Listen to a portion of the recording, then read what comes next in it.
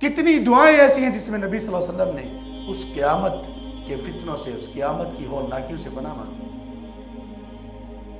अल्लाह अकबर।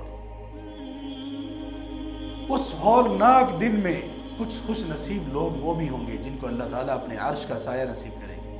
उनमें से एक शख्स, सही बुखारी और सही मुस्लिम में हदीस है, रजुलुन क़ल्बुहु मुअल्लक़ुन बिल मसाजिद, वो शख्स कि जिसका दिल मस्जिदों के साथ मुअल्लक़ रहा, वो शख्स के जिसके दिल में मस्जिद की ऐसी मोहब्बत थी कि वो जहां भी गया मस्जिद के साथ उसका ताल्लुक कमजोर नहीं पड़ा।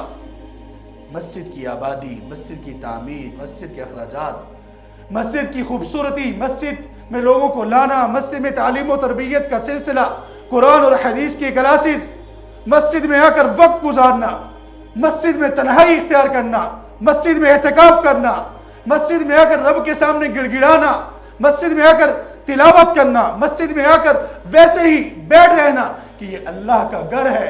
अहब्बुल बिलादी इलल्लाहि मसाजिदुहा, रवाहुल बुखारी।